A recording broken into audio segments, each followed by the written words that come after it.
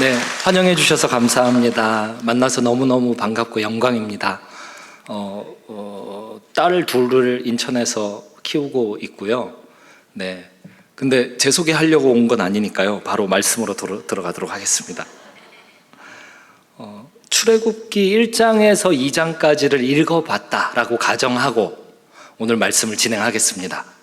혹시 말씀 들으시다가 이해 안 가시는 분이 계시다면 예배 후에 앞부분을 읽어보시는 것을 추천드리겠습니다. 1절에서 이렇게 기록되어 있죠. 모세가 그의 장인 미디안 제사장 이드로의 양떼를 치더니, 이때 모세가 몇 살이었는지 아십니까? 정확히 아시고 계시는군요. 80세입니다. 근데 양떼를 치는데 누구의 양떼라고 기록되어 있죠?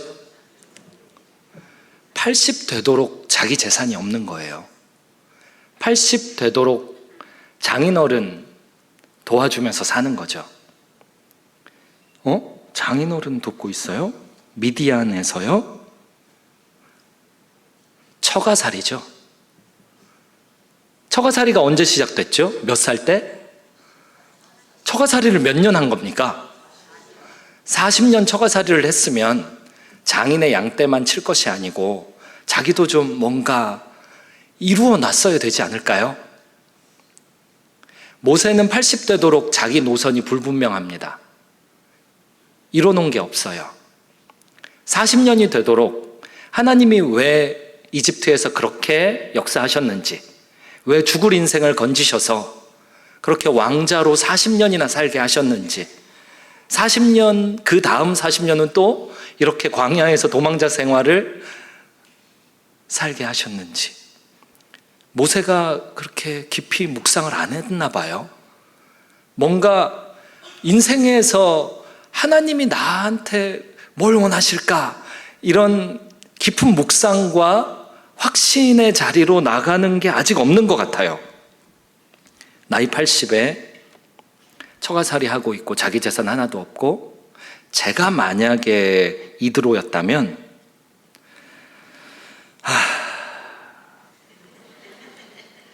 내 딸을 아마 본전 생각이 많이 날 것 같아요. 모세 아무것도 아닙니다. 인생 자체가 아무것도 아니에요. 청년 모세가 장인의 양떼를 치더니 하고 있어도 별 볼 일 없어요. 근데 노인 모세가 80세 장인어른의 것들을 돌보며 광야에서, 근데 3장 1절 끝부분이 희망적으로 끝나요. 하나님의 산 호렙의 이름에, 하나님의 산 호렙의 이름에. 내 인생은 별 볼 일 없어요. 이루어놓은 것도 없고 나이도 들었고 아직 노선을 분명히 정하지 못했어요. 근데 희망적이에요. 하나님의 산 호렙에 이르는 거예요. 하나님의 산 호렙의 이름에 40년 만에 하나님이 모세에게 드디어 뭔가 말씀하시려고 해요. 2절, 여호와의 사자가 떨기나무 가운데로부터 나오는 불꽃 안에서 그에게 나타나시니라. 뒤에 써 있는 것처럼요, 떨기나무에 불이 붙어 있는데 나무가 타지 않아요. 모세가 그걸 보면서 신기해합니다. 3절, 이에 모세가 이르되 내가 돌이켜 가서 이 큰 광경을 보리라.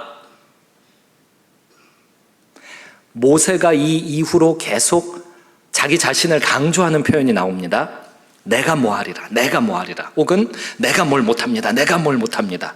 그 앞에 3장, 4장을 읽어보면 하나님 역시 모세를 향해서 내가 하리라, 내가 하리라, 내가 하리라. 하나님의 나와 모세의 나가 충돌하는 장면이 뒤이어 등장합니다. 그 출발점이에요. 3장 3절, 내가 돌이켜 가서 이 큰 광경을 보리라. 하나님의 나와 모세의 나가 충돌하는 맥락상 이 출발점을 쳐다보면 첫 단추를 지금 잘못 꿰고 있습니다. 조금 이따가 설명을 마저 해드릴게요. 잘못 낀 첫 단추에 대한 이해를 돕기 위해 예를 하나 들자면요, 모세가 이집트 왕자로 살면서 유모를 가장한 친엄마에게 어린 시절에 왕궁에서 양육받았죠. 엄마가 성경 이야기 해줬을까요? 안 해줬을까요? 그 당시에는 문자로 기록은 안 돼 있었어도 분명히 전해 내려오는 성경 이야기가 있었을 겁니다. 엄마가 해줬을 거예요. 모세가 들었을 겁니다. 그리고 40년 동안이나 왕자로 살면서 고민을 했을 겁니다. 2시간 이상은 했을 거예요. 40년 동안 그걸 듣고 자랐는데요. 내 정체성은 뭐지? 내가 왜 이집트에서 이러고 있지? 나는 하나님의 나라를 다시 회복시켜야 되는 사람 아니야? 근데 여기 이집트는 교주들의 나라거든요. 왕들 중심으로 진행되는데 왕들이 다 신이에요. 자기 스스로를 신이라고 하고 나를 섬기라고 그래요. 교주 신학을 자세히 정리해 놓은 학문적인 책들을 모세는 어려서부터 읽으면서 자랐을 거예요. 태양신 나는 어떻고, 뭐 파리대왕은 어떻고, 뭐 나일강은 어떻고, 바알신은 어떻고, 이거를 다 공부를 했을 겁니다. 그 속에서 얼마나 정체성을 고민했겠어요. 나는 누군가? 정체성 고민을 하려면 중심에 고민이 되는 기준이 뭔가 있을 거 아닙니까? 그게 아마도 엄마가 전해줬던 성경 말씀일 거예요. 성경 이야기일 거예요. 그 속에 에덴 동산 이야기 있었을까요? 없었을까요? 있었죠. 어떻게 창조를 빼먹고 에덴 동산을 빼먹고 이야기를 시작할 수 있어요? 에덴 동산에서 범죄에서 쫓겨나는 아담과 하와 이야기 있었을까요? 없었을까요? 있었죠. 어떻게 그렇게 목사님은 다 추측이 가능하냐고요? 모세오경을 누가 썼죠? 하나님이 감동 주셔서 모세가 쓴 거 아닙니까? 모세가 쓴 모세오경, 하나님의 역사 가운데 성령의 감동하심으로 썼지만 모세가 알고 있는 내용에 감동이 덧입혀졌을 거예요. 그 내용을 보면은 창세기 3장 끝부분에서는 아담과 하와가 쫓겨나는 장면에서 흥미로운 그림이 하나 나옵니다. 불칼을 든 천사들이, 쉐루빔이라고 하죠, 어디에 이르는 길을 막아서 아담과 하와 뿐만 아니라 인류가 못 들어가게 하죠. 어디에 이르는 길을 막아섰다고 그러죠? 생명나무에 이르는 길. 동산 중앙에 나무가 두 그루 있었죠. 창세기 1장, 2장, 3장 읽어보면요, 두 그루 중에 하나는 선악을 알게 하는 나무, 또 하나는 생명나무예요. 왜 거기를 못 가게 했죠? 죄 짓고 타락했는데 그거 따먹고 영생할까 봐. 그거 따먹고 영생하면 이제 귀신적인 존재가 되는 거죠. 사탄적인 존재, 구원받을 수 없는 상태가 돼버리는 거예요. 그거 따먹고 영생하면 안 돼요. 지켜줘야 돼요. 하나님이 불칼 든 천사들을 세우셔서 생명나무에 이르는 길을 지키셨어요. 막아 쓰셨어요. 아담과 하와 이야기를 모세가 들었을 거예요. 아담과 하와가 쫓겨나면서 한번 뒤를 돌아봤다고 가정해 볼게요. 그러면 불칼을 들 천사들이 있고 어디에 이르는 길? 생명나무요. 나무와 불이잖아요. 나무와 불. 이게 그대로 성막 안으로 들어가잖아요.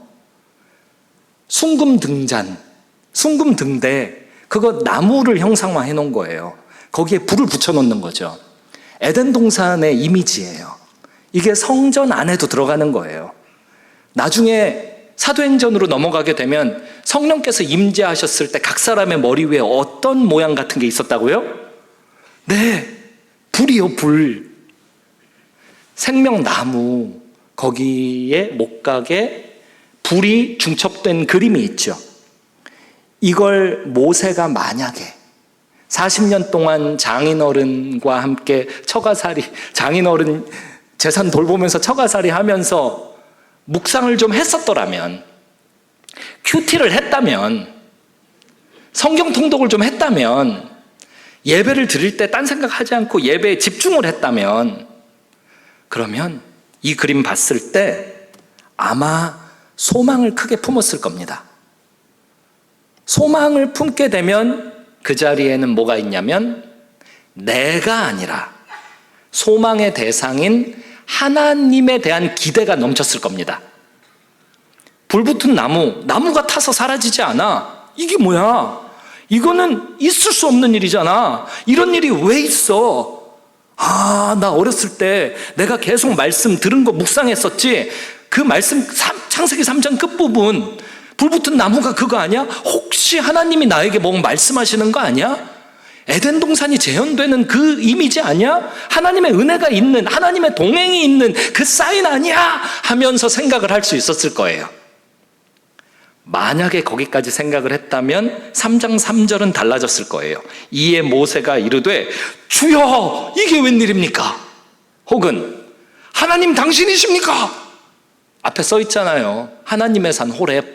원문에 의하면 큰 산 호렙인데 그게 그거예요. 왜냐하면 하나님의 전 성전이 헤칼이라고 히브리어로 써 있는데 큰 집을 뜻하거든요. 큰 집, 하나님의 집. 큰 산, 하나님의 산, 그 같은 말이에요. 하나님의 산, 큰 산 호렙에 이르러. 아니, 이 장소는 큰 산, 하나님과 관련돼 있어.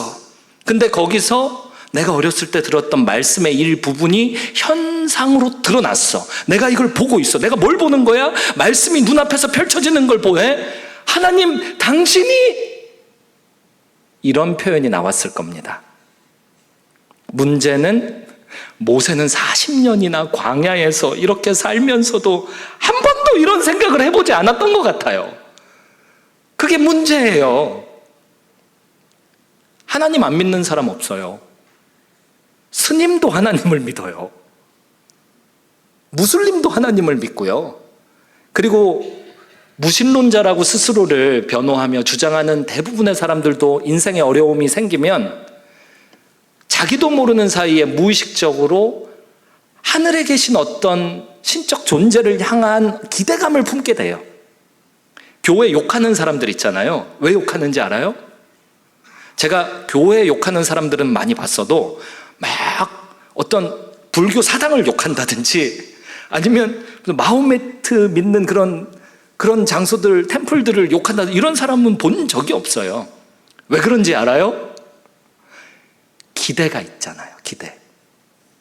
하나님이 계시다라면은 아마 이렇게 일이 진행될 거고 하나님의 사람들은 이렇게 살겠지. 근데 그 기대에 미치지 못하는 현상을 보니까 이게 상처를 받은 것 같아요. 모세 말이에요. 하나님에 대한 기대가 불신자도 가지고 있는 기대, 우상숭배자들도 가지고 있는 기대, 그 기대, 작은 일말의 기대조차 없었던 것 같아요. 하루 이틀, 4일, 4주, 4년이 아니라 40년 동안이요. 그 끝에 하나님은 결국 자기 스스로를 계시해 주십니다. 모세가 스스로 알아챌 수 있는 방법을 동원해서요. 창조주 하나님의 역사는 그런 식이에요. 우리를 배후에서 무슨 신내림 받은 무당 마냥 막 어거지로 조종하는 그런 분이 아니세요. 인격적인 분이세요. 우리가 스스로 하나님과 관계를 가질 수 있도록 계속 넛지를 넣어주시는 분이세요. 스스로 하나님을 믿을 수 있도록 안내하시는 분이세요. 내가 스스로 하나님을 믿어야, 그래야 하나님의 뜻이, 하나님의 기쁨이 거기 있는 거예요. 하나님이 도와주시죠. 하지만 그 결정적인 역할을 스스로 해야 돼요. 모세에게 하나님이 40년이나 기다리셨던 것 같아요. 이제 더 이상 두고 볼 수 없는 거죠. 그냥 놔두면 안 되는 거예요. 모세가 알아차릴 수 있도록 불붙은 떨기나무를 통하여서 하나님의 사자가 등장합니다. 모세는 알아보지 못하고 내가 보리라 이렇게 표현합니다. 제가 뉘앙스를 살리느라고 조금 내가 보리라 강조점을 살린 거예요. 분명한 강조점은 천국 가서 확인해 봐야 합니다. 천국 가서 혹시 여기 모세 계신가요? 여기 계셨구만. 그때 어떻게 했어요? 내가 보리라 그 표현이 어땠습니까? 근데 문제는 천국 가면 우린 그런 거 안 궁금해요. 이 땅에서만 궁금하죠. 천국 가면은 수건을 벗은 얼굴로 하나님을 만났는데 뭐가 더 궁금해요? 그냥 큰 기쁨 가운데, 예배 가운데 우리는 안 궁금해요. 이 땅에서만 궁금하고 말 것이라 별로 그렇게 중요하지는 않지만 그래도 한번 들여다 볼게요. 말씀을 더 살펴볼게요. 4절 알아보지 못하니까 여호와께서 그가 보려고 돌이켜 오는 것을 보신지라. 자, 모세가 보려고 나가죠. 진짜 보는 존재가 누굽니까? 하나님. 그렇게 나오잖아요. 그가 보려고 오는 것을 하나님이 어떻게 하신지라? 보신지라. 여기도 두 개가 충돌돼요. 모세가 보려고 하는 것과 하나님이 보고 계시는 것. 모세는 이제서야 하나님이 아니라 기대감 하나도 없이, 다시 말해서 믿음 없이, 믿음 제로, 겨자씨만한 믿음도 없어요. 믿음 하나도 없이, 아니 이게 무슨 장면이야, 이거 한번 봐야지. 아니 그 VIP 초청을 해서 뭘 한번 봐야지. 아무 기대가 없는 거예요. 그냥 가서 한번 봐야지. 그 상태를 하나님은 먼저 보고 계셨어요. 우리에게도 똑같아요. 창세 전부터 다 계획하고 계셨고 우리 각 사람을 알고 계셨어요. 시편 말씀에 의하면 머리카락까지 세신 바 되셨어요. 모태에서 우리를 조성하신 분이 누구시죠? 창조주 하나님이요. 다 보고 계셨어요. 보고 계셨던 분이 때를 기다렸다가 이제 안내하시기 위해서 보시는 하나님이 보러 나오는 모세를 찾으십니다. 하나님이 떨기나무 가운데서 그를 불러 이르시되 모세야 모세야 하시매 그가 이르되 내가 여기 있나이다. 별 문제가 없어 보이지만 그건 한 구절만 떼놓고 볼 때예요. 전체를 보면 이게 문제가 많은 표현입니다. 내가 여기 있나이다. 앞에도 내가 보리라 그랬잖아요. 내가 여기 있나이다. 상식적으로는요, 부름을 받았잖아요. 모세야 모세야, 예 제가 여기 있습니다. 맞는 것 같죠? 아니에요. 모세의 40년 광야에서 허송세월한 그 40년을 생각해 보자면요, 불붙은 떨기나무를 보고도 하나님을 전혀 연관시키지 못하는 이 정신 상태를 보자면요, 이 표현은 틀린 거예요. 내가 여기 있나이다가 아니죠. 하나님이 기대감 없는 나를 부르시면 뭘 해야 되냐면, 이게 웬 은혜일꼬 하면서 부르시는 분을 불러야죠. 하나님의 부르심에 나의 올바른 응답은 하나님을 부르는 데 있어요. 우리 은혜 받잖아요. 그러면 이 받은 은혜를 가지고 내가 이번 주에 어떻게 살고, 이런 생각을 하기 쉬워요. 엄밀히 말하면 이건 신앙의 초보 중에 초보예요. 믿음이 제로에 가까운 상태. 진짜 하나님이 기뻐하시는 믿음은 뭐냐면, 은혜 주시는 하나님이 누구실꼬 라는 신앙 고백이 있는 거예요. 이런 걸 흔히 찬양이라고 하고 예배라고 하죠. 나를 부르신 하나님 당신이, 하나님이 하나님의 이름을 우리에게 주셨잖아요. 예수님, 구원자라는 뜻을 가진 예수, 그리스도 메시아. 하나님이 나에게 은혜를 주시면 나는 내 입으로 뭘 해야 되냐면 예수 그리스도를 외쳐야 되는 거예요. 하나님이 누구신지를 외쳐야 되는 거예요. 나에게 은혜 주시는 당신은 누구십니까? 이런 태도를 가지고 말을 해도 해야 되는 거예요. 모세는 아직 정신 못 차려요. 아직 뭐가 뭔지 몰라요. 그냥 불붙은 나무 보러 나왔다가 거기서 하나님이 말씀을 하시니까 대답하는 거죠. 나요? 내가 중요한 거예요. 5절, 하나님이 이르시되 이리로 가까이 오지 말라. 이게 무슨 말입니까? 부르실 때는 언제고 또 오지 말래요. 하나님은 우리를 가까이 하기를 원하십니다.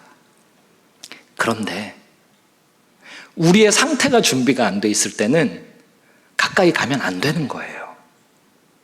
하나님이 가까이 와라, 내가 널 부른다, 가까이 와라, 이걸 너무 하고 싶어 하세요. 내 상태가 준비가 안 된 포인트가 어디에 있냐면 기대감이 제로인 상태에 있어요. 나를 부르시는 하나님을 향한 믿음이 거의 없는 상태. 그냥 현상만 쳐다보면서 기대감, 하나님에 대한 기대감은 없고 딴 생각만 가득한 상태. 그 딴 생각은 뭐냐? 나에 대한 생각이요. 나 어떡하지? 교회를 다니는 나는 어떻게 하지? 내가 이번에 교회에 초대를 받았는데 나 어떻게 하지? 내가 이걸 믿으면 나는 어떻게 되지? 이게 하나님과 가까이 가기가 좀 그런 상태예요. 하나님이 원하는 만큼 가까이 갈 수 없게 만드는 상태예요. 하나님은 가까이 하고 싶어 하십니다. 그래서 뭘 요구하냐면요, 5절 끝에 내가 선 곳은 거룩한 땅이니 내 발에서 신을 벗으라. 신을 벗으라고 요구하십니다. 예? 신을 벗어요? 우리 집에 들어갈 때마다 벗잖아요. 신발 벗고 집에 들어가잖아요. 벗을 수도 있죠. 양치다가 벗을 수도 있죠. 근데 한번 이렇게 생각해 볼까요? 제가 만약에 신발을 벗는다면 여기서요. 되게 이상한 장면이에요. 아니, 목사님 뭐 하시는 거예요? 그 앞에 구두 신고 올라가셔서 왜 갑자기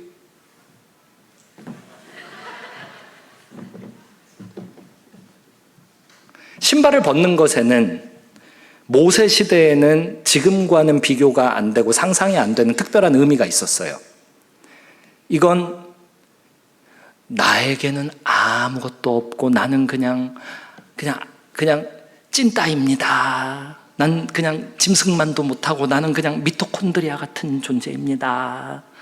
나는 입은 있어도 할 말이 없는 존재입니다. 눈이 있어도 볼 자격이 없는 존재입니다. 이런 상태가 신발을 벗으라는 말과 일치하는 거예요. 신발을 벗어라. 그러니까 너를 내려놔라 이 말이에요. 네 생각을 포기해라 이 말이에요. 줏대를 꺾어라. 자존심을 꺾어라. 네 일생의 경험을 포기해라. 너의 성공과 실패에 대한, 성공에 대한 자부심도 포기하고 실패에 대한 아쉬움도 포기해라. 네가 그동안 입어온 모든 경제의 옷, 지위의 옷, 관계의 옷 다 벗어 제껴라. 계급장 떼라. 그런 이야기예요. 신발을 벗어라. 내 발에서 신을 벗으라를 신약적으로 가장 잘 표현한 부분을 제가 읽어드릴게요. 마태복음 16장 24절이에요. 누구든지 나를 따라오려거든 자기를 부인하고 자기 십자가를 지고 나를 따를 것이니라. 예수님을 따라갈 때 예수님 시대에 1세기에 예수님 공생의 그 3년간의 수많은 군중들, 제자들까지 다 포함해서 예수님을 애워싸고 있는 모든 사람들이 다 자기 부인을 못했습니다. 왜? 내가 소중하니까요. 내가 열심당원이라면 예수님을 쳐다보면서 나의 프레임을 예수님께 씌웁니다. 예수님 오병이어로 5,000명을 먹이신 걸 봐봐. 그러면 5,000명, 남자만 5,000명, 이거 뭐야? 군대야. 이제 왕이 되어주세요. 이 5,000명, 밥 얻어먹은 사람들 5,000명, 이거 군대 아니고 뭡니까? 이제는 쿠데타를 일으키십시다. 예수님이 오병이어를 그런 의미에서 베풀지 않았잖아요. 종교 지도자들은 어땠어요? 유대인 종교 지도자들은요. 예를 들어서 안전뱅이가 일어나고 눈먼 자가 눈을 떴어요. 그리고 병자가 침상을 들고 걸어갔어요. 근데 병자가 자기 침상을 들고 걸어간 날이 안식일이었네. 기적적으로 환자가 치유받은 건 눈에 안 보여요. 뭐가 보이냐? 나의 프레임을 예수님께 씌워서 왜 안식일에 사람을 걷게 만들어? 이단 아니야? 예수님이 주시는 기적은 안 보이고 예수님이 기적을 왜 베푸시는지에 대한 그 배경에 있는 말씀은 전혀 안 들리고 그냥 내가 생각하는 안식일법 어기나 보자, 정결법 어기나 보자, 이 프레임으로만 예수님을 판단하는 거예요. 예수님은 내 속에 램프의 진이가 있으면 램프의 진이가 돼주셔야 되고 내 속에 삽질이 있으면 삽질을 해주셔야 되고 내 속에 돈이 있으면 돈을 해주셔야 되는 거예요. 자기 부인이 없으면 예수님이 그렇게 보이는 거예요. 그러면 다른 종교랑 똑같아지는 거예요. 예수님을 예수님으로 보게 되는 일은 나중에 성령 임재가 있은 후에 진행이 되죠. 그리고 그게 2000년째 진행되어 오면서 여러분들이 이 자리에 계시는 거예요. 자기 부인. 다시 구약적 표현으로 돌아가면 발에서 신을 벗는 거예요. 발에서 신 벗는 거. 나를 부인하는 거. 나 스스로를 하나님 앞에서 아니다라고 얘기하는 거예요. 근데 이게 상식적으로 맞잖아요. 하나님 앞에서 내가 나를 포기하는 게 맞잖아요. 여기 형제님들 군 생활들 해보셨죠? 저도 군대를 가봤었는데요. 이렇게 예를 들어 드릴게요. 군대 막 입대한 이병을 예를 들어서 부대장이 만났어요. 만나서 아침 6시에는 자네 일어나야 되네. 그랬더니 한다는 말이 왜요? 저는 평소에 늘 8시에 일어났는데 2시간 더 자고 일어나면 안 돼요. 왜요? 이게 말이 돼요? 자매님들도 웃으시잖아요. 계급 차이가 나면 그렇게 대화가 안 되는 거잖아요. 자기를 부인해야 되는 거잖아요. 발에서 신을 벗어야 되는 거잖아요. 그러면 대통령이 얘기하면요. 대통령이 이병한테 가서 오늘이 국군의 날이라서 마침 이 부대가 뽑혀가지고 내가 이 부대에 연설하러 왔는데 우연히 자네를 만났어. 아침 6시엔 일어나야 돼. 군대는 그렇게 만만한 곳이 아니야. 6시에 일어나야 돼. 왜요? 그러면 안 되잖아요. 하나님이 부르시면 오죽 더 하겠습니까? 하나님이 부르시면요. 여기 한 명도 예외가 없어요. 하나님이 부르시지 않으면 어떻게 여기 와 있어요? 이건 나중에 믿음 더 깊어지거나 믿음이 생기시면 더 깨달으실 거예요. 하나님이 허락을 안 하시는데 어떻게 여기 와서 말씀을 듣고 예배를 드려요? 그 부르심 앞에서 나는 존재하지 않는 게 상식적인 거예요. 창세기 1장 1절 그건 다 암송을 우리가 할 수 있잖아요. 태초에 같이 한번 암송해 볼까요? 시작. 태초에 하나님이 천지를 창조하시니라. 내가 하나님 어떤 분인지 한번 공부를 해볼까? 성경 이게 하나님에 대한 말씀이라고 한번 읽어보지 뭐 하고 열는 순간 그 말씀이잖아요. 이해가 가냐고요. 이게 나하고 만만하냐고요. 이게 내가 이해할 만한 것이냐고요. 이게 나랑 이게 수평선에서 존재하는 책이냐고요. 아니잖아요. 하나님의 말씀이잖아요. 첫 구절부터 이게 뭐예요? 태초 언제입니까? 시간의 처음? 아니에요. 창조의 속성을 생각해 볼 때 시간도 만든 거예요. 그럼 시간이 만들어지기 이전의 처음이에요. 그거는 생각이 정지되는 단어 아닙니까? 태초? 이건 내가 뭐 어떻게 상상을 해볼래야 경험이 없으니 상상도 안 되는 내용이에요. 태초에. 하나님 누구십니까? 알 만큼만 알죠, 우리가. 근데 성경에 아까도 말씀드렸지만 우리가 천국 가서 하나님 만나게 되면 수건을 벗은 얼굴로 본다고 하잖아요. 지금은 거울과 같이 희미하지만 그날에는 얼굴과 얼굴을 마주해서 보는 거, 또렷이 본다고 하잖아요. 그 말씀의 근거에서 생각해 보자면 성경을 통해서 아는 하나님에 대한 지식은 하나님에 대한 일부분이에요. 여담이지만 물론 그 일부분의 지식이 우리가 이 땅을 살면서 구원 얻기엔 충분한 지식이에요. 하지만 하나님에 대한 모든 것은 아니란 말이에요. 그렇게 보면 태초에 잘 모르고 하나님 누구세요? 우리 경험 세계에 없잖아요. 천지를 그게 그렇게 쉬워요? 두 음절로 끝내네 이것을. 천지를 하나님께 쉬운 거예요. 땅에 있는 거 천지, 하늘천, 땅지, 천지를 땅에 있는 거 마이크로의 세계 아무거나 하나만 얘기해 볼까요? 머리카락. 단백질 합성의 비밀을 누가 여러분들 중에 한 명이 밝혀냈다. 땅에 속한 것 중에 작은 거 이거 하나. 바로 빌 게이츠보다 큰 부자가 될 겁니다. 대머리의 문제를 해결할 수 있으니까요. 그뿐입니까? 바다에 사는 생물 중에 우리가 아는 게 몇 마리고 모르는 게 몇 마리인데요. 지구 생태계가 문제가 많다 그러죠. 생태계의 복합적인 연결 구조 네트워크망을 누가 확실히 아는데요? 뭐 흙 한 줌이라도 이걸 확실히 아는 사람이 있어요? 근데 이 천지를 해서 지는 그렇다 쳐요.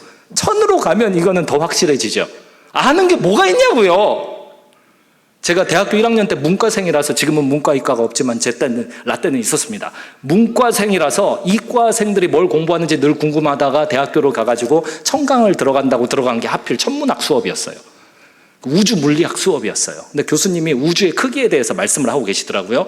그래서 너무 흥미롭게 듣고 있는데 우주의 크기를 설명하는데 제가 질문이 생겼어요. 교수님, 네, 청강 온 어디 학과 누구누구입니다. 저 우주에 별이 몇 개 있나요? 학생들은 웃었어요, 여러분처럼. 근데 교수님은 웃지 않으셨어요. 웃지 않고 심각하게 한참 생각하시다가 갑자기 칠판 하나를 쫙 당기시더니 거기에다 네모 박스를 하나 그리셨어요. 여기서부터 여기까지가 몇 광년, 여기서부터 여기까지가 몇 광년. 이 박스 안에 별이 10의 11 제곱개가 있다라고 가정해 봅시다. 그 박스가 10의 11 제곱개가 있습니다. 문과생이라 계산이 안 되는 거예요. 그럼 10의 11 제곱개면 공이 몇 개야? 1, 10, 100, 1000 이렇게 하고 있는데 교수님이 말씀하세요. 그런 것을 하나의 소우주라고 부르는데요. 우주에는 그런 소우주가 10의 11 제곱개가 있습니다. 아니 계산이 다 끝났는데 벌써 그렇게 얘기하시면 어떡해요? 알았어요. 잠깐만 교수님 잠깐만. 속으로 그렇게 생각했어요. 10의 11 제곱개에 10의 11 제곱개에 10의 10 이걸 계산이 어떻게 된 거야? 근데 교수님이 말씀을 이해하셨어요. 그런 대우주가 10의 11 제곱개가 존재하고 있는데 그게 하나의 차원을 뜻합니다. 차원은 4차원까지 있는 거 아니었나 속으로 생각하고 있는데 교수님이 말을 이으셨어요. 문제입니다. 여기에서 문제가 발생해요. 이런 차원이 우주에 몇 개의 차원이 있는 줄을 모르겠어요. 이게 몰라서 모르는 게 아니고 너무 많아서 모르겠어요.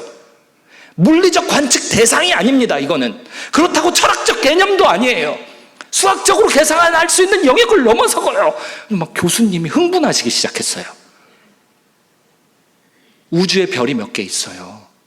이 질문에 우주를 30년 연구하고 우주 물리학에 대한 대가 학위를 몇 개 가지고 계신 분이 흥분해서 모른다라는 것을 복잡하게 설명을 하시더라고요. 다시 말씀으로 돌아와서요. 태초에 모르겠고요. 하나님 누구세요? 천지를 이게 그렇게 쉽게 두 음절로 끝낼 이야기예요? 예. 하나님께는 쉬운 거예요. 하나님한테는 이게 별게 아닌 거예요. 아직 한 부분 더 남았죠? 천지를 어떻게 하셨다고요? 이게 뭐예요? 창조했다고요? 개발했나? 스티븐 잡스가 아이폰을 창조했다. 이렇게, 그렇게는 말이 안 되잖아. 어떤 시인이 시 한 편을 창조했다. 어떤 예술가가 미술 작품을 창조했다. 음악가가 창조했다. 그렇게 표현하면 되겠다. 창조는 그런 건가? 아니요. 창조에 대해서 이야기하려면 예를 들어서 음악가가 음악을 한 편 창조했다고 얘기하려면 음악을 창조할 때 사용한 자기 뇌 있잖아요. 그걸 자기가 창조했어야 돼요. 그래야 음악을 창조한 뇌, 이게 유기농 식품도 그렇잖아요. 흙에서부터 시작해야 흙이 유기농이어야 되잖아요. 뇌가 내가 창조한 거여야 돼요. 창조가 뭐냐고요. 창조를 경험한 적이 있어야죠, 우리가. 근데 성경을 펼치자마자 태초에 하나님이 천지를 창조. 그때 사람들이 두 종류로 나뉩니다. 성경 앞에서요. 한 종류는 이런 책이 있어? 내게 말씀하옵소서. 이 찐따가 듣겠사옵니다. 하고 엎드리는 부류가 있고요. 또 한 부류는 뭐 이런 게 있어. 이해가 안 가잖아. 내가 한번 이해해보리라. 이해가 안 가잖아. 포기. 안 봐. 이런 게 뭐야. 이 말이 다 앞뒤가 다 맞는데 이해가 안 가잖아. 이해가 안 가는 거는 내가 포기, 무시. 그게 또 한 부류의 사람들의 반응이에요. VIP 초청. 하나님께서 여기에 누구를 보내주시냐면 성경 앞에서 나는 말씀 앞에서는 진짜 아무것도 아닙니다. 이런 태도를 가지실 분들을 보내주실 겁니다. 우리가 지금부터 기도로 또 말씀을 보면서 기대감을 가지고 준비하는 한 하나님께서 우리의 믿음대로 역사하실 것입니다. 우리의 기대감대로 역사하실 것입니다. 하나님이 은혜를 주시면 말씀을 보면서 와, 이거는 너무 크다. 나는 이 앞에서 아무것도 아니구나. 내 고민 아무것도 아니구나. 내 고민의 끝은 뭐? 죽을까 봐 무서운 거 아니야. 근데 죽음조차 아무것도 아니구나. 죽음보다 크신 하나님의 말씀을 내가 보리라. 그리고 뒤로 넘어가니까 빛이 있으라 하심에 빛이 있었잖아요. 창조를 하나님께서 무엇으로 하셨어요? 말씀으로요. 이게 안 될 것 같아요? 됩니다. 죄송하지만 누가 저 물 한 잔만 더 갖다 주시겠어요? 괜찮습니다. 앉아 계세요. 괜찮습니다. 제가 어떻게 5명의 교육자를 일으켰죠? 무엇으로? 말로!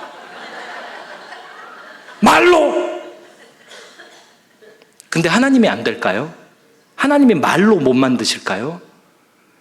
능력의 차이가 커서 이해를 못할 뿐이지 성경에 기록되어 있잖아요. 말로 우주 없는 상태, 제로의 상태로부터 빛을 창조해내시는 분, 모든 걸 말로 지으시는 분, 말씀으로 그렇게 설명을 해놨잖아요. 너무 큰 거예요. 능력이 너무 큰 거예요. 내 경험 속에는 없는 능력이에요.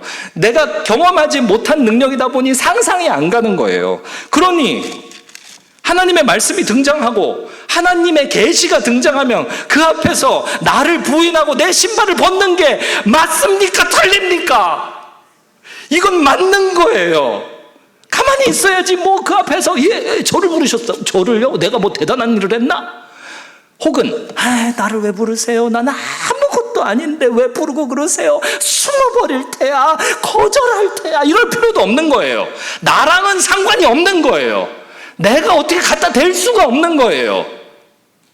그냥 그 앞에서 말씀하시는 당신 누구십니까? 그리고 조용히 가만히 줏대를 꺾고 자존심을 꺾고 귀를 열면 되시는 거예요. 그게 신을 벗는 거예요. 아직 시간이 조금 더 남아서 제가 뒷부분도 읽어드릴게요. 7절 보세요. 여호와께서 이르시되, 말씀의 내용을 보니까 하나님이 자기 자신을 강조하십니다. 제가 하나님의 나를 강조해서 읽어드릴게요. 각색을 조금 해볼게요. 내가 애굽에 있는 내 백성의 고통을 분명히 보고 그들의 감독자로 말미암아 부르짖음을 듣고 그 근심을 알고 내가 내려가서 그들의 9절 이제 가라 이스라엘 자손의 부르짖음이 내게 달하고 애굽 사람이 그들을 괴롭히는 학대도 내가 보았으니 10절 이제 내가 너를 바로에게 보내어 너에게 내 백성 이스라엘 자손을 애굽에서 인도하여 내게 하리라. 하나님이 모세에게 하시는 말씀의 핵심 주어가 뭐냐면 나입니다. 나, 하나님, 나. 모세는 하나님 앞에 나를 부르셨어요? 나 2번 얘기했어요. 그 앞에 하나님은 하나님의 나를 지금 융단 폭격처럼 하고 계시는 거예요. 모세 정신 차려라. 네가 언제까지 이렇게 나이 80인데 언제까지 이렇게 소명 없이 이렇게 살래? 나. 모세 막 두들겨 맞는 거예요. 말씀으로 막 두들겨 맞는 거예요. 막 두들겨 맞으면 이제는 신발을 벗을 수 있어야죠. 진짜 마음으로 벗어야죠. 근데 모세가 어떻게 하는지를 볼까요? 13절 모세가 하나님께 아뢰되 내가 이스라엘 자손에게 가서 이르기를 너희의 조상의 하나님이 나를 너희에게 보내셨다 하면 그들이 내게 묻기를 그의 이름이 무엇이냐리 내가 무엇이라고 그들에게 말하리까. 모세는 여전히 자기 자신으로 꽉 차 있습니다. 그러니까 신발을 안 벗는 거예요. 내가 왜 신발을 벗어? 이게 무슨 말이야? 신발을 왜 벗으라는 거야? 나는 난데. 하나님 당신이 누군지 참 흥미롭군요. 거대하시군요. 대단하십니다. 근데 그 앞에서 나는 내가 더 소중해. 이 비상식을 가지고 나 주장했어요. 하나님의 부르심에는 후회하심이 있다 없다? 하나님은 포기를 할 줄 모르십니다. 그래서 어떻게 하냐? 계속 계시하십니다. 하나님이 모세에게 이르시되 나는 스스로 있는 자니라. 15절 끝에 이는 나의 영원한 이름 대대로 기억할 나의 칭언이라. 17절 내가 말하였거니와 내가 너희를. 19절 내가 안오니. 20절 내가 내 손을 들어. 21절 내가. 하나님 2번째 융단 폭격을 하십니다. 내가 너를 집어치워 신을 벗어 던져 너를 부인해. 자기 부인을 해. 그 대신 나로 채우면 돼. 나. 이제 모세가 두들겨 맞았으니, 말씀으로 두들겨 맞았으니 깨닫고 정신을 좀 차리겠죠? 회개를 하겠죠? 4장 1절 기대감을 가지고 보니까 모세가 대답하여 이르되 그러나. 다 듣고 있었던 거예요. 이야기 끝나기가 무섭게 그러나 다음엔 반대 이야기가 나오겠죠. 그들이 나를 믿지 아니하며 여전히 나 이야기입니다. 나. 하나님이 누구시든지 간에 내가 한 귀로 듣고 한 귀로 흘렸고요. 이제부터 내 이야기할 차례인가? 나를 이야기하겠습니다. 나는 안 돼요. 내가 무슨 은혜를 받고 무슨 소명을 받고 내가 뭐래요? 나는 아니죠. 모세가 깨닫지를 못해요. 하나님이 말씀하셔도 하나님 당신은 누구십니까? 생각이 없어요. 만나고 있는 이 현상, 불붙은 떨기나무, 하나님의 현현, 계시, 이 은혜와 말씀이 임하고 있는데 아무 깨달음이 없어요. 하나님이 그러자 4장 앞부분에서 3가지 기적을 주십니다. 첫 번째 기적, 네 손에 뭐가 있어? 예, 지팡이 있습니다. 놔봐라. 뱀. 집어봐라. 지팡이. 이런 기적을 주십니다. 두 번째 기적, 손을 품에 넣어봐라. 넣었어요. 꺼내봐라. 문둥병 걸렸어요. 또 넣어봐라. 꺼내봐라. 나았어요. 세 번째 기적, 어디 강물을 떠와라? 나일 강물. 땅에 쏟아라. 피로 바뀌었어요. 3가지 기적을 주셨어요. 이게 무슨 기적인지 우리는 몰라요. 하지만 이집트 사람은 알아요. 이집트 사람의 관점에서 이 기적을 보면 기가 막혀요. 이때 모세가 만나러 갔어야 되는 사람이 아마도 이집트 역사적으로는 아멘호텝 3세였을 가능성이 제일 큽니다. 아멘호텝은 가끔씩 액션 영화에서 고대 이집트가 등장했을 때 이모텝이라는 주인공으로 등장하는 같은 이름입니다. 이모텝. 나중에 예배 끝나고 구글링 해보시면 아시겠지만 이모텝이라는 사람은 사람이 아니고 신이죠. 신의 이름이에요. 우상의 이름. 이모텝은 누구냐면 머리에 이 뱀 모자를 쓰고 있고 뱀 지팡이를 들고 있어요. 이 사람이 하는 일이 있어요. 뱀 신을 섬기면서 이 땅에 질병을 주기도 하고 치유를 주기도 하는 어떤 신적 존재. 이 전설의 고향 이야기예요. 사실이 아니고 전설의 고향 이야기. 근데 그 당시 파라오 중에 모세가 만나야 되는 사람의 이름이 이모텝이었던 거예요. 내가 이모텝이다. 내가 신이다. 너희들은 나에게 복종만 하면 잘 먹고 잘 산다. 왜? 나는 신이니까. 교주였던 거죠. 모세가 지팡이 기적 보잖아요. 눈앞에서 펼쳐질 때 머릿속으로 계산 쫙 됐을 겁니다. 와, 이거 이모텝 앞에 가서 하면 이모텝이 나한테 그러겠네. 네가 이모텝이냐? 나는 그렇게 안 되는데 너는 뱀을 부리냐? 나는 뱀을 섬기는데 너는 뱀을 막 만들기도 하고 없애기도 하고 그러냐? 뱀 부리는 너는 뭐냐? 네가 이모텝보다 높냐? 뱀신보다 높냐? 아니면 뱀신의 수하로서 나를 만나러 어떻게 된 거냐? 이게 넌 누구냐? 분명히 그럴 겁니다. 그러면 모세는 뭘 하면 되냐면 하나님의 말씀에, 내가 섬기는 신 하나님의 말씀에 이렇게 나가면 게임 끝나는 거예요. 아마 그런 계산이 됐을 겁니다. 그 다음에 그 당시 가장 흉악한 질병이 문둥병이에요. 이모텝은 질병을 만들기도 하고 없애기도 하는 그런 전설의 고향 신이잖아요. 근데 눈앞에서 문둥병 만들기도 하고 없애기도 했다? 그러면 너가 진짜 이모텝이구나 이럴 겁니다. 이 당시에 신화 중에 또 뭐가 있었냐면은 가장 높은 신의 이름이 태양신 나였어요. 태양신이 이집트를 축복하기 위해서 임하는 고속도로 통로가 있었는데 그 통로의 이름이 나일강입니다. 나일강을 지키는 수문장 신들이 존재했었어요. 전설의 고향 이야기 속에. 근데 나일강을 떠서 피로 바꿔 그게 뜻하는 바는 태양신 나를 내가 대적할 만한 존재다. 그 뜻이에요. 모세가 그 기적, 하나님이 주시는 기적 보고 이집트에서 40년을 왕궁에서 교육받았는데 모르겠어요? 모를 리가 없어요. 알아요. 근데 모세가 이쯤 되면은 하나님 이건 되겠는데요? 이건 아무리 나를 강조하더라도 내가 주님을 믿지 않더라도 나만 강조해도 이 기적 3개만 들고 들어가면 이건 뭐든 되겠네요. 라고 상식적인 생각을 못합니다. 왜요? 아직 신을 안 벗었으니까. 나로 가득하니까. 그 내용이 뒤에 나와요. 하나님이 말씀하십니다. 8절. 만일 그들이 너를 믿지 아니하며, 이거 하나님이 눈높이를 많이 낮춰주신 거예요. 모세가 하나님을 믿고 하나님으로 이 일을 진행해야 되는데 계속 안 믿고 나를 주장하니까 그래 좋아 네 말대로 한번 해보자. 너를 안 믿어도 이 기적은 믿을 거야. 9절 그들이 이것을 10절 모세가 여호와께 아뢰되 오 주여 나는 본래 말을 잘하지 못하는 자니이다. 모세는 아직도 정신 못 차립니다. 기적을 3개 맛봐도요 복음을 받아들이지 않아요. 하나님이 자기 자신을 내가 나다라고 얘기하는 것, 이게 복음이죠. 그걸 못 받아들여요. 못 받아들이는 근거는 뭐냐면 나예요. 나는 본래 말을 잘 못하는 자입니다. 나는 입이 뻣뻣하고 혀가 둔한 자입니다. 근데 입이 뻣뻣하고 혀가 둔한데 이런 이야기를 어떻게 해요? 제가 한번 해볼까요? 입을 뻣뻣하게, 입을 움직이지 않고 말해볼까요? 혀가 둔하다. 혀를 천천히 움직이면서 얘기해볼게요.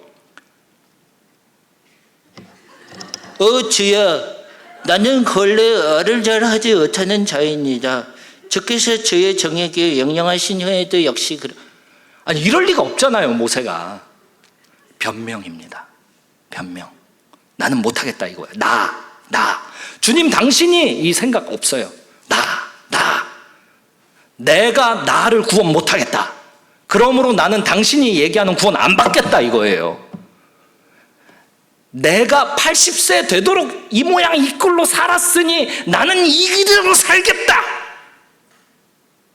당신의 이야기, 당신의 복음, 당신의 구원, 당신의 소명, 그건 그 자리에 놔두세요. 듣기는 충분히 들었으니. 주여, 나는 본래 말을 잘 못하는 자입니다. 입이 뻣뻣해, 입이 뻣뻣해. 이 변명을 하고 있는 거예요. 하나님이 말씀하십니다. 11절 누가 사람의 입을 지었느냐? 누가? 이제는 대놓고 답을 요구하는 거예요. 너 또 얘기해봐. 나라고 한 번만 더 얘기해봐. 누가 그 입 지었어? 그때 모세가 내가요 이럴 순 없잖아요. 이 뻣뻣하니 내가요 이럴 순 없잖아요. 누가 그 입 지었어? 당신이요. 이걸 모세가 몰라요? 이걸 누구보다 잘 알아야 돼요. 모세는. 하나님이 답을 알려주세요. 11절 끝에 나 여호와가 아니냐. 12절 이제 가라. 제가 여기에 뉘앙스를 살려서 얘기하면 이제 가라, 이런 느낌일 거예요. 만약에 제가 이 자리에 있었으면 그런 장면이 기대가 될 것 같아요. 제발 좀 얼마나 네가 더 복음을 들어야 되냐? 기적을 도대체 얼마나 더 맛을 봐야 되냐? 이제 좀 가라. 네가 교회에 초청받기를 한두 번이냐 이게? 네 가족 중에 교회 다니는 것들이 한둘이냐? 하나님이 진짜라고 들은 게 한두 번 들었냐? 너도 속으로 어려움 생길 때마다 그래 하나님이 계시다면 나를 좀 구원해 주세요. 그걸 생각을 한두 번 했냐? 제발 이제 좀 신앙생활을 시작해라. 13절 모세 정신 못 차립니다. 주여, 보낼 만한 자를 보내소서. 끝까지 나를 포기하지 못해요. 끝까지. 그제서야 하나님이 화를 내십니다. 14절 노하여 이르시되. 그리고 모세가 노하시는 하나님 앞에서는 무서워서 갔을 거예요 아마. 물론 정확한 것은 천국 가서 물어봐야 알겠지만 천국 가면 이건 안 궁금해지니까 지금만 궁금하고 말 것. 노하여 이르시되. 이제는 별말 없이 갑니다. 이런 식으로 한번 계속 읽어보세요. 계속 이게 어떻게 진행되나 다 그 이야기로 보이실 겁니다. 신발을 안 벗는 거예요. 사람들이 하나님 인정을 안 해요. 알기는 귀신같이 잘하는데 그냥 귀신이에요. 다 알아. 자기가 다 그 이야기예요. 이 시간에 말씀을 정리하기 위해서 함께 보실 말씀이 한 구절 있습니다. 골로새서 1장 14절입니다.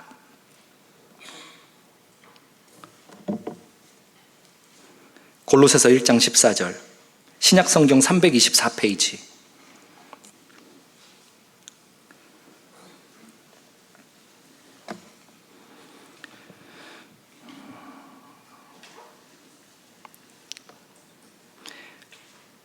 골로새서 1장 14절 제가 대표로 읽습니다. 그 아들 안에서 우리가 속량 곧 죄사함을 얻었도다. 속량은 비즈니스 용어입니다.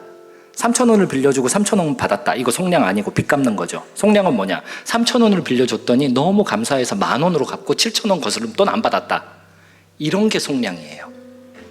근데 하나님은요, 속량 가격으로 지불한 그 가격이 얼마입니까? 예수님. 그러면 예수님은 얼마일까요? 15절. 그는 보이지 아니하는 하나님의 형상이시오 모든 피조물보다 먼저 나신 이시니. 예수님이 곧 창조주 하나님이시다. 그 말씀이 뒤에 이어집니다. 다시 말해서 하나님이 우리의 지은 죄의 가격을 대신 속량, 지불할 뿐만 아니라 완전 딴소리 못하게 그냥 속량함으로써 없애버리는 방법, 가치 지불, 그 가치의 크기가 창조주 하나님의 크기라는 거예요. 근데 죄가 안 없어져요? 죄가 어떻게 안 없어져요? 예수 가격을 내면 어떻게 안 없어져요? 태양이 큽니까? 예수가 큽니까? 예수가 크죠. 어떻게 아냐고요? 방금 읽었잖아요. 그는 보이지 아니하는 하나님의 형상이시오. 창조주 하나님이 피조 세계의 어떤 것보다 더 비싼 존재 아니십니까? 예수 가격을 따지면 우주를 능가합니다. 우주보다 큰 가격을 어떻게 사용하셨는지를 보시라고요. 내가 지은 죄의 가격, 사망 가격, 죄의 삭은 사망이니라 사망 가격을 지불하기 위해서 너무 과하게 내셨어요. 전 우주보다 큰 가치를 지불해 버리셨어요. 근데 그 앞에서 내가 뭐라 그래요? 아니, 너 구원 받는다는데 내가 뭘 할 말이 어디 있어요? 나는 입이 뻣뻣해요. 내가 그런 말을 할 수가 없어요. 그래도 내가 3,000배는 해야 되겠어요. 이런 말을 할 수가 없어요. 속량했다. 예수로 속량했다. 게임 끝나는 거예요. 지금 이 중에 5분 정도가 이해를 못 하시는 것 같아서 예를 하나 들어드려야 될 것 같아요. 저희 막내딸이 떡볶이를 사 먹었습니다. 근데 돈을 안 갖고 갔네요. 빚졌어요. 외상 긋고 집에 왔어요. 떡볶이집에서 저한테 전화 왔어요. 당신 딸이 6살인데 우리 집에서 외상 긁었습니다. 근데 제가 만약에 만수로 석유 재벌이라고 가정해봐요. 지구에서 저보다 큰 부자는 없다고 가정해봐요. 제가 전화를 받습니다. 열받습니다. 얼마요? 3천억 달러요? 3천억 원이요? 예? 3천원이요? 3천원 갖고 나한테 지금 전화하신 거예요? 빚 갚으라고? 거기 딱 계세요. 비서 이리 와. 가용한 캐시 얼마? 예, 회장님 800억 달러 있는데요. 그래, 2시간 내로 거기 분식집 앞으로 갖고 와. 아니, 회장님 그럼 시간을 좀 더 주셔야 돼요. 왜 시간이 더 필요해? 저기 100달러짜리 지폐 한 장에 0.97g인데요 800억 달러 하면은 그게 적어도 1톤 트럭 800대는 필요한 것 같아서 구하려면 시간이 좀 더 걸려요. 오케이, 최선을 다해서 2시간 안에 한번 끊어봐. 2시간 뒤 1톤 트럭 800대가요 100달러짜리 지폐를 꽉꽉 채워 싣고 분식집 앞으로 갑니다. 분식집 앞에다가 돈을 막 밀어 넣습니다. 분식집 사장이 뭐라고 합니까? 그걸 에이 아버지 거스름돈 받아가 이런 소리 하겠어요? 속량을 지나치게 하는데 그런 소리 하겠냐고요? 할 말이 없어요. 이게 내가 뭘 보는 거야? 내가 지금 이게 뭘 경험하는 거야? 그냥 이러는 거죠. 와, 기절이나 안 하면 다행이죠. 이게 무슨 일이야? 와. YTN 뉴스에서 보고 드립니다. 지금 이상한 일이 벌어지고 있습니다. 지금 서울 한복판에서 지금 이런 일이 있습니다. 인천 한복판에서 이런 일이 있습니다. TV를 보는 시청자들이 그럴 겁니다. 와, 이게 무슨 일이야? 보기는 보는데 이해가 안 간다. 속량 그거보다 커요. 예수 속량은 그것보다 커요. 800억 달러보다 커요. 800억 달러는 지구에 있는 모든 황금을 캐내고 지구에 있는 모든 석유를 다 캐낸 것보다 조금밖에 안 되는 거잖아요. 근데 예수님은 창조주 하나님 자리이니까 지구보다 크신 분이시잖아요. 지구보다 커요? 지구만 그래요? 별들을 다 모아놔도 결국 하나님이 창조하신 거 아니에요. 우주에 있는 모든 별들의 가치보다 더 크신 분이잖아요. 그분으로 우리의 죄 가격을 완결 지불하신 거예요. 이걸 알라고 하나님이 자기 자신을 이렇게 말씀으로 계시 이거 보여주시는 거예요. 불타는 떨기나무 사이에서 우리 각자의 불타는 떨기나무들이 있으실 거예요. 지금 이 자리가 그런 자리예요. 이거 계시하시는, 지금 이 자리가, 우리가 준비한 이 자리, VIP 초청하는 이 자리가 바로 그 계시하는 자리예요. 하나님 복음, 예수의 속량, 이거 제시하는 거예요. 그 앞에서 우리가 뭐 할 말이 뭐가 있어요? 주님 하옵소서. 주님이 하셨습니다. 주님이 다 하셨습니다. 감사합니다. 그냥 가만히 있으면 되는 거예요. 가만히 있으면 구원 받는 거예요. 이제 우리 찬양해요. 말씀을 생각하면서 찬송가 94장 주 예수보다 더 귀한 것은 없네 찬송합시다.